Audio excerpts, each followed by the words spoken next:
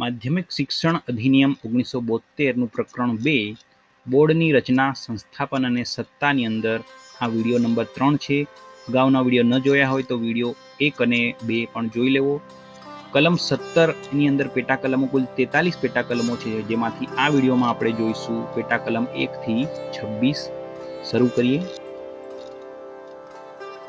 પ્રકરણ 2 બોર્ડની રચના અને તેનું સંસ્થાપન અને સત્તા. એમાં કલમ 17 વિશે આપણે જોવાનું છે. કલમ 17 ની અંદર કુલ 43 પેટા કલમો છે. આપણે વારાફરતી એક એક પેટા કલમ જોઈશું. આ પ્રકરણની અંદર આપણે અમુક પેટા કલમો જોઈશું અને બાકીની પેટા કલમો બીજા વિડીયોમાં આપણે જોઈશું. પેટા કલમ 1 એમાં આપણને શું કીધું છે આપણે જોઈએ.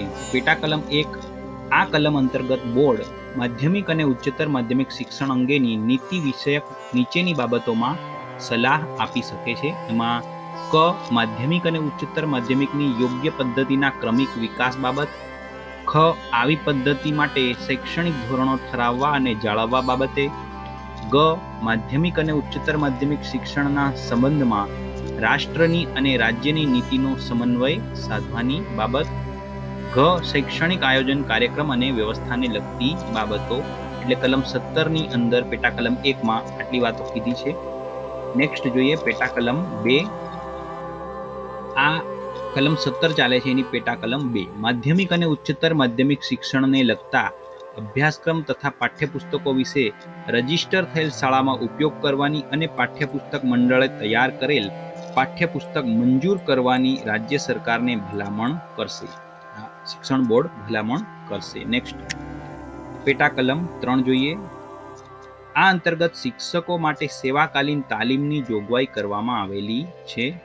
પેટા કલમ 4 જોઈએ તો અંતર્ગત રજીસ્ટર થયેલી શાળાઓના વિદ્યાર્થીઓના શારીરિક, નૈતિક અને સામાજિક ઉત્કર્ષ માટે તેમના શિસ્તની ભાવના કેળવવા માટે લેવાના પગલાં નક્કી કરવાની અને છાત્રાલયમાં આપવા માટેની સગવડના ધોરણની જોગવાઈ કરવામાં આવેલી છે. 17ની પેટા કલમ 4માં છાત્રાલય બાબતની જે વાત કરવામાં આવેલી છે, સગવડના ધોરણો. નેક્સ્ટ કલમ 5 બુદ્ધિશાળી વિદ્યાર્થી પારખી કાઢવા અને તેની શક્તિને પૂર્ણ વિકાસ તરફ લઈ જવા બાબત. આ પેટા કલમને નાબૂદ કરવામાં પણ આવી છે. પેટા કલમ 6 અંતર્ગત માધ્યમિક અને ઉચ્ચતર માધ્યમિક શિક્ષણમાં ઉપયોગી શૈક્ષણિક પ્રયોગો અને સંશોધન માટે શાળાની પરવાનગી અને પ્રોત્સાહન આપવાની તથા તેની શરતો ઠરાવવાની જોગવાઈ કરવામાં આવેલી છે. નેક્સ્ટ પેટા કલમ 7 જોઈએ. માધ્યમિક કે ઉચ્ચતર માધ્યમિક શાળા રજીસ્ટર કરાવવા માટે સંચાલકે પરિપૂર્ણ કરવાની શરતો ઠરાવવાની. પેટા કલમ 8 અંતર્ગત શાળાના સંચાલકોને સુનાવણીની યોગ્ય તક આપ્યા પછી બોર્ડને એવું લાગે કે શાળાએ રજીસ્ટ્રેશનની કોઈ પણ શરતનું પાલન કર્યું નથી કે શાળાનું સંચાલન શિક્ષણના હિતથી પ્રતિકૂળ હોય અથવા શાળાએ શૈક્ષણિક ધોરણ જળવાય તે માટે બોર્ડના દ્વારા આપવામાં આવેલ સૂચનોનો અમલ કર્યો નથી, તો તેવી શાળાની નિભાવ ગ્રાન્ટમાં કાપ મૂકવાની ભલામણ રાજ્ય સરકારને કરવા બાબત પેટા કલમ 8 છે. નેક્સ્ટ કલમ 17ની પેટા કલમ 9 મુજબ અભ્યાસક્રમ, પ્રશિક્ષણ અને પરીક્ષાના મૂલ્યાંકન અને સુધારણાના હેતુ માટે આંકડા વિશે અને અન્ય સંશોધન કાર્ય કરવા તથા શાળાઓને માર્ગદર્શન આપવાની ફરજો દર્શાવેલી છે. પેટા કલમ 10 જોઈએ.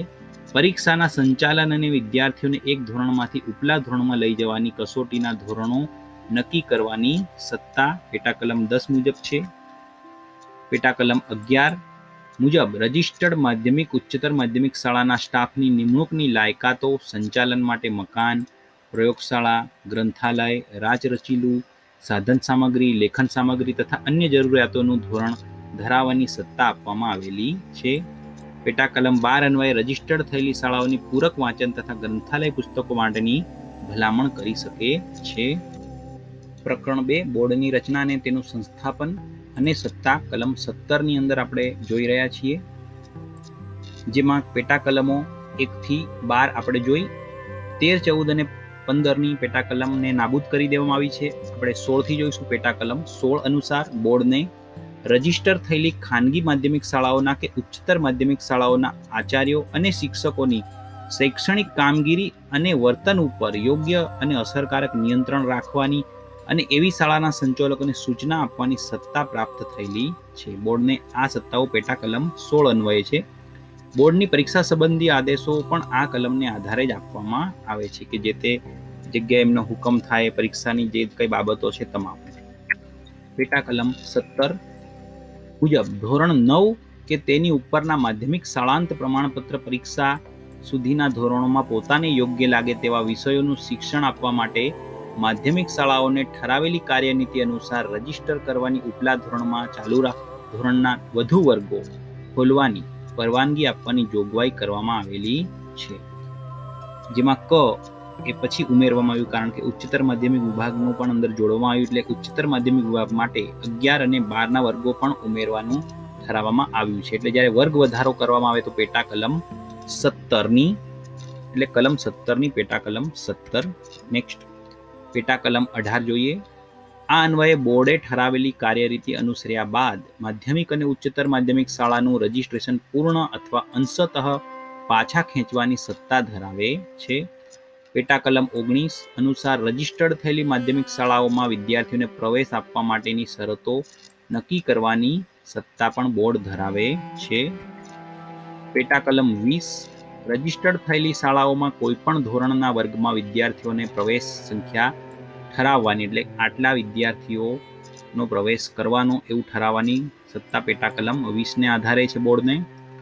પેટા કલમ 21 અનુસાર રજીસ્ટર થયેલી એક શાળામાંથી બીજી શાળામાં વિદ્યાર્થીઓની ફેરબદલી માટેની શરતો બોર્ડે આ અધિનિયમની કલમ 17ની પેટા કલમ 21 અન્વયે મળેલ સત્તાની રૂએ સુનિશ્ચિત કરી શકે છે. પેટા કલમ 22 જોઈએ.